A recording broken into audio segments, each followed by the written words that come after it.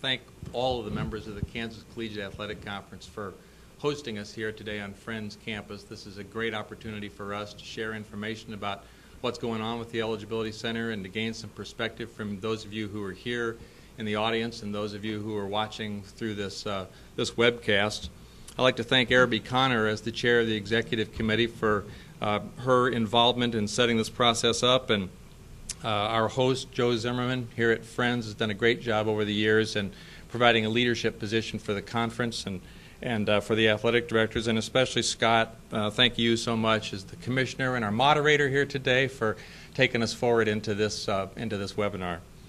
I want to thank all of you who are here today at the Casado Campus Center to lend your perspectives. It's really, really important to us to have that perspective at this point in the process, and invite you all to submit the questions that we can try to answer here or later as time permits. In addition to Marcus Manning and Angela Crawford, who are going to be joining us as members of the panel here, we're also joined by KCAC Registrar Heidi Hoskinson, and really appreciate her willingness to step forward and lend the campus perspective to today's discussions. I also want to take just a moment to extend a special note of thanks to somebody who couldn't be here today, as Joyce Pigg, who is the conference eligibility chair for the KCAC, and she's also the founding chair of the Committee on Competitive Experience, and she's been at this hard for the last couple of years to help bring this concept to fruition and really get the wheels under it. And so I want to make a special note of thanks to Joyce, who couldn't be here, and appreciate all the support that she has been giving us over the course of the last couple of years. So we're going to start today by focusing on Play NAIA Manager. Think of Play NAIA Manager as your Eligibility Center home base. Your AD gives you access with a password that he or she will provide to you early in the process, and I hope many of you have received that information already and are online. Once your AD gives you access to Play NAIA Manager, you can log in by visiting playnaia.org. You just enter your email address and the password in the upper right on the screen, and you're in. Your school's Play NAIA Manager front page shows all the authorized users of the Play NAIA Manager on your campus, and it gives you all kinds of Eligibility Center resources, videos, FAQs, guides, other kinds of documents that are at your disposal through Play NAIA Manager. It's also your starting point for managing your shortlist, your recruiting shortlist, accessing NAIA connections, students who are connected to you by their own choice to build a relationship with the administrators and coaches on your campus, and also viewing the directory of competition. This isn't any longer an idea. We've been working on it for a couple of years, but this thing is gathering some steam right now. We have about 16,000 students who have started the process in one form or another. We have 7,300 that as of yesterday were paid and registered, so we're well on our way into the process. And at this point, I think it's really important for us to keep two main points absolutely clear in our minds. One of those is NAIA coaches. You are the key to this process. You're the ambassadors that serve our interests in working through the high school community, the two-year college community, to let people know what's going on with the NAIA overall, but also with Play NAIA and the NAIA Eligibility Center. So coaches are the key. And secondly, students need to hear right now. Students need to hear register early. It's time to get going in the process. If we wait until May, June, we're going to have a problem. It may not be a problem that will be insurmountable, but it would sure be better to be in a position where we have more students in the system earlier on. And that's not just to our advantage, that's to your advantage at the campus level. Something else I want to stress, and I hope that coaches and others will stress to students that are getting involved in the process, is that this is a simple process. You come online, and here are the three things you have to do as a student. First of all, you just have to register at playnaia.org. Secondly, you have to make sure that your test scores are sent directly to the NAIA, and use that 9876 number, which is the number that addresses your test score from the SAT or ACT directly to the NAIA Eligibility Center, 9876. And third, make sure that an official transcript makes it from your high school to the NAIA Eligibility Center, directly from the high school to the Eligibility Center. To be eligible for competition in the NAIA in 2011-12, in this coming academic year, a student must register if the student has not played in the NAIA prior to fall 2011, and the student plans to enroll as an incoming freshman or as a transfer from a 2- or a 4-year institution. So again, you haven't played in the NAIA prior to this coming fall, and you're either an enrolling incoming freshman or you're a transfer from a 2- or a 4-year institution. An important question came to the fore recently. Well, what about students who haven't yet played NAIA sports but who are already enrolled on our campuses? And the answer is, for this year only, students who were enrolled at an NAIA school in 2010-11, that is, this year, aren't required to register with the NAIA Eligibility Center if they maintain full-time enrollment through the spring 2011 term, and they continue as a regular full-time student at that institution for 2011-12. Those students are not required to register with the NAIA Eligibility Center. So with that introduction, Scott, I'm going to turn it over to you and see what kinds of questions we have. Well, panel, the first question comes in from Marcia Lashley at Missouri Valley College. She is the registrar there. Her question is, a new student athlete enrolls in an NAIA institution, registers and pays the fee for the Eligibility Center, and is ruled eligible. The student remains enrolled full-time for the next 2 semesters but does not compete in a contest. Does that student athlete have to pay the fee and go through the Eligibility Center again before competing the next season? If a student has enrolled in an NAIA school and doesn't play for the next 2 years, so they're not currently enrolled but will be enrolling and then does not play for the next 2 years, that student would need to come through the Eligibility Center.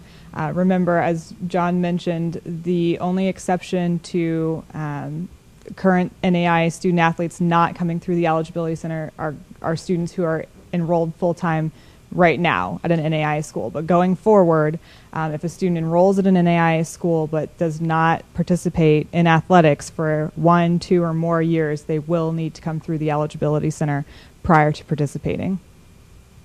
All right. Thanks, Angela. The second question I have is from Dan Schmidlin from Central Methodist. I believe he's the soccer coach there. His question is about a competitive review. Is it separate from the actual Eligibility Center itself? So I guess the question is, a competitive review, is it separate from the Eligibility Center? When a student's eligibility is determined, we consider both their academics and their athletic experience. So their determination includes both their academic history as well as a review of their competitive experience, which I believe is what this question is really getting at. So their competitive experience is considered in conjunction with their athletics when we make a determination. I might just add, Scott, that the process for making these determinations, the originating academic qualifications, of course, as you all know, were developed through the National Eligibility Committee. Joyce's Competitive Experience Committee was the group that developed the criteria that are used for the Directory of Competition. So they are both, in essence, developed by the membership, and we are simply administering the decisions related to the policies that they've developed. Perfect. I have a third question for the panel. Don't have a name or institution on this one, but the question is, does an athlete need to pay the Eligibility Center fee on the front end if he or she believes or knows it will get waived because of financial need? If so, how will the fee be reimbursed? And if not, how does a student submit proper documentation for fee waiver, and how long does this delay an eligibility determination? Great, thank you. When a student registers with the Eligibility Center, they are first page they're taken to after they agree to the terms and conditions is a payment page, and from there they will either select credit card or fee waiver. So they won't pay a fee up front and then be reimbursed. If they qualify for a fee waiver, they'll select fee waiver initially as their payment. From there, they're instructed to download some instructions that they can provide to either their financial aid office if they're a transfer student, or to their high school guidance counselor if they're still in high school.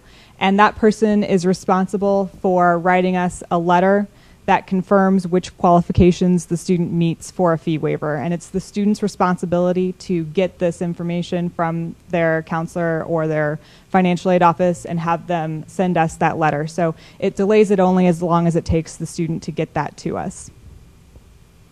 Excellent. The next question I have comes in from Don Kuntz. I don't have an institution listed. I apologize for that.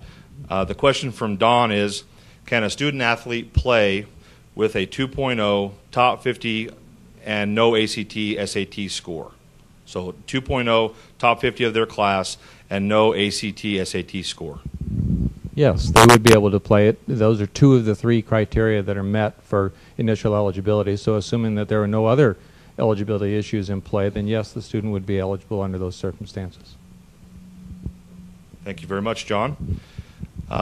My next question, once again, don't have a name on this one, but the question comes in, it's more of a statement than a question. It says, some students I'm recruiting know they want to come to our school, and I don't want other coaches to start recruiting those students after seeing them come through NAIA connections.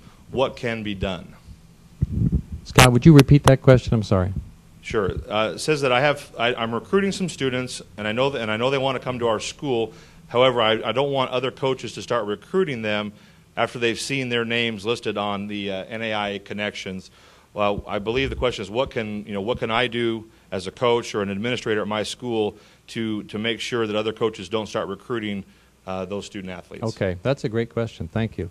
Well, I want to stress, first of all, that the connections service, the NAIA connection service, is an optional service. So any student who has essentially made the decision as to the school that they're going to attend typically wouldn't get involved with the NAIA connection service, because that's more an exploratory sort of option for students. And actually, as we've had more and more students who've registered in the latter stages, or as we consider sort of the latter stages of this registration process, fewer and fewer of them are taking advantage of the NAIA connection service because of the relationship that they've already established with NAIA coaches.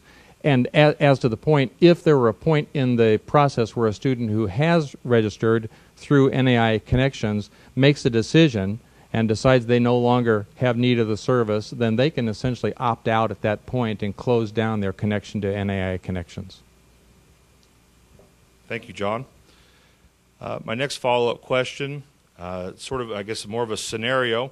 I'm aware of a student who's enrolled at one NAIA school this year and plans to transfer to our school for the 2011-12 season. Does that student have to register with the Eligibility Center? That's a student. Again, give me the circumstances. I'm sorry. The student athlete is currently enrolled at another NAIA school, and we have been indicated that they are transferring to our school for 2011-12. Will that student need to register with Eligibility Center? Okay. If the student has participated, has competed in NAIA athletics at the first institution, then no. This is just initial eligibility for students who haven't participated to this point. But if the student has not yet participated in NAIA sports and transfers this year to a new NAIA institution, then they would be subject to registration. Okay. Our first question from the group here in the room today comes from Sharonda Macklin, who is the FAR at McPherson College. Shay's first question is, are you requiring official transcripts for all schools a transfer student has attended? Yes. Short and simple. Question two, I believe, is sort of a follow-up question here. It says, will you also require an official high school transcript for transfer students? Well, I guess it would be based on the requirements of the transfer provisions. So there are some circumstances under which a high school transcript would be necessary for purposes of a review, and in that instance, then yes, we would require the high school transcript, and we would require an official version.